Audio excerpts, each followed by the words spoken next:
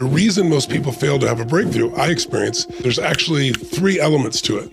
And they go after them in the wrong sequence. It's kind of like if you know the right numbers to a vault and you put them in the wrong order, you don't get the treasure, right? Yep. Same thing with your phone number. You don't reach the person. So I'll give you the 3 S's to a breakthrough. The first one is not the most valuable one. It's the first one people go for. It's strategy. Now, for you and I, strategy seems like the most natural thing to go for. If I want to achieve something, how do I do it? That's the number 1 question, right? The problem with asking, how do I do it, is if you've never done it before, most people then go into what I call the tyranny of how. The tyranny of how is like, have you ever done this? Set a goal, maybe when you're really young, I'm gonna do this. Maybe you told people you're gonna do this, and this voice in your head goes, who are you kidding, right? Yeah. Because what happens is you start to doubt because you have no reference base, you have no experience. And so when you're uncertain, you don't follow through. You know, you look at a peak performer, what makes them a peak performer, if you watch them going down that court in the NBA or NFL or whatever sport it may be, you feel this relentless energy. There's not an ounce of hesitancy. There's absolute certainty. That doesn't guarantee success, but it increases the probability through the roof. When you focus on something you know how to do, the doubts show up. And then the second thing that happens is, I'll give you an example. Let's take a simplistic piece. 70% of Americans are overweight, right? We're the fattest country in the history of the world. We're infecting every other country with our dietary patterns, and people around the world are getting more and more ill. But is the secret to being fit and healthy like so complex that you only need super intelligent people can understand? Is it that it costs so much to learn that technology? Is it special only for the 0.1% of the population? No, the strategy of how to be fit and healthy, there's a million different strategies. There's not even just one. And they'll all work to a certain extent. Some are better than others, obviously. So the strategy, it's not a strategy problem. Now, it's possible. So some people did have the wrong strategy, but the real problem is the second S. I'm moving backwards in order of importance, meaning strategy is the least important, even though I consider myself a strategist. I know the right strategy could save you 10 years in your business. The right strategy could save you months in terms of turning your weight around or transforming a relationship. It could be minutes, right, if you have the right strategy. But people don't use the strategy because the second S gets in the way, which is their story. The story, we all tell ourselves stories about things. Our narrative of our life controls our life more than anything else. And all the story is a set of beliefs. And beliefs are nothing but things we've told ourselves over and over again with so much certainty that now we believe them. Like, for example, for yourself, if I can ask, can you think of any belief you may have had 10, 15 years ago that back then you would have fought for that belief, but today you're almost embarrassed you had that belief? Yes. Right? Most people can. So the fact that you believe it doesn't mean it's true. It just means you're certain. And so most people have certainty about what won't work. So let's take the example of fitness again. So why don't you ask that person who's 35 pounds overweight, how come you're overweight? Well, I've tried, what will they say? I've tried everything. That's right, everything. And I look at them and I say, with all due respect, you haven't tried everything. Yes, I have. I've tried thousands of things. Okay, name them. And then they'll go, well, I've tried hundreds of things. Name them. Well, I've tried these 2 things that don't work over and over again is what it'll come down to, right? And they call that everything, right? So the story keeps them to do it. You're not in a relationship. You don't have a relationship. You say you want one. Why aren't you in one? Well, the good ones are all taken. They're gone. Or they're gay and I'm not. Or I'm gay and they're not, right? It's not true. It's just not true. But the story controls what you're willing to do or not do because it's a belief, and beliefs control actions, right?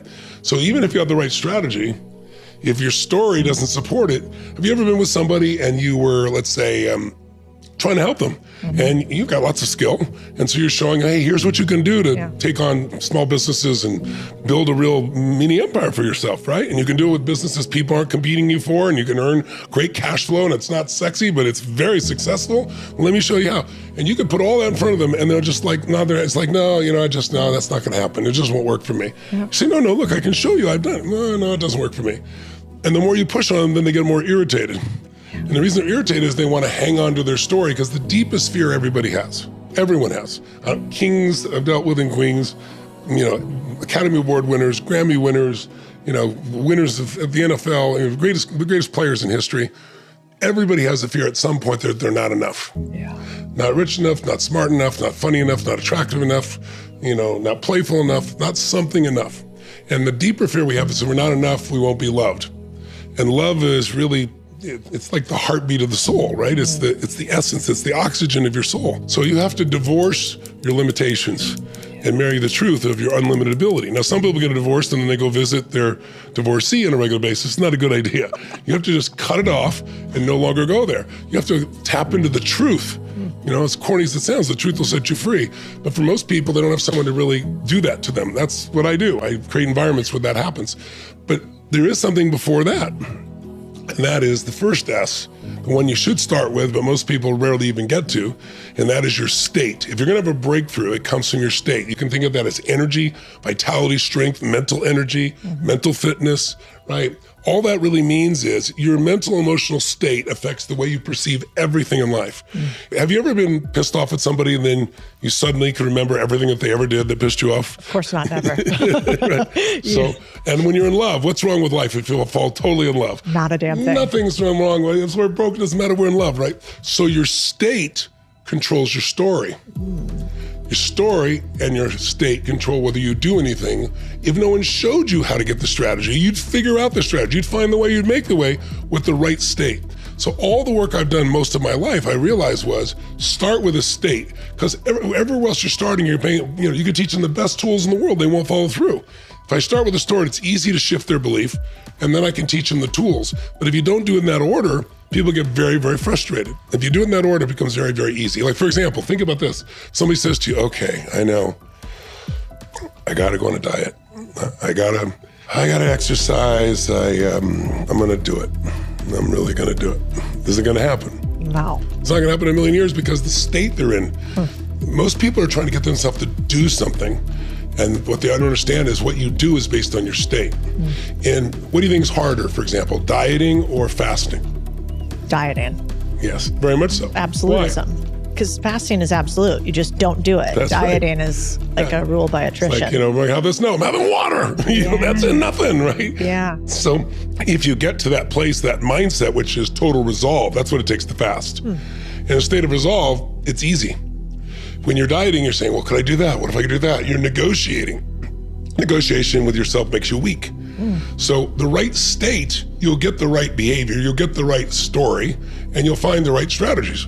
And so my focus is first there. Now I still do all three, but that's where I go first. So we all have 6 needs, human needs. Certainty, everybody has it. It's a survival need because certainty you can be comfortable, because if you're not comfortable, if you're in pain regularly, regular pain means damage, regular damage equals death. So it's the base need for human beings. But if you're certain all the time, you're bored silly, so you need uncertainty, right? You need variety, you need surprise. We need significance. Our culture way overvalues significance today because of social media. That's like people, put on filters and pretend they're different than they are. The need for connection and love is the deepest need that people have. But most people want certain love. And so they try to control the love and kills it.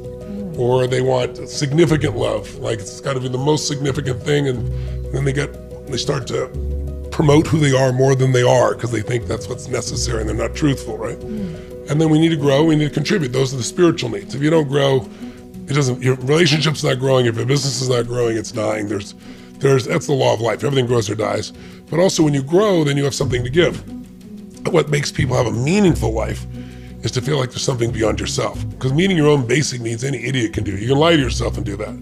You can work just 12-hour days and do that. There's a million ways you can meet those basic needs of certainty and uncertainty and significance and connection, at least, not so much love. I mean, think about it. When you were born, what'd you have to do to be loved? Nothing. Scream, yell, go to the bathroom in your pants, throw up all over your mom or your dad. You're still loved, right? But there was a day when that stopped. And that's the day that fear entered your body.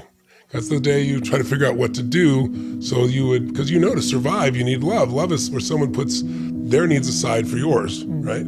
Our capacity to feel that caring allows us to connect, allows us to work with others, allows us to expand beyond what other people can possibly do. And so I look at it and say, okay, if this is our capacity, why is it that we have this unconditional love in the beginning and then everybody pursues it for the rest of their life and rarely feels it? Because if you're unconditional love forever, you'd never grow. You never bring anything to the world. It would all be about me, me, me. Just like ridiculous. So you have to grow up and realize life's not about you, it's about we. Right? We need to grow, we need to expand.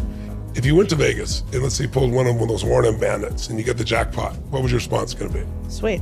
Awesome, yeah. Second time. Probably less excited, but still excited. 100 times every time you get the same victory. Now it's called a job. That's fascinating. Right? So we need jackpots in our life to make us feel alive. If you got everything you wanted every moment, you'd be bored out of your mind.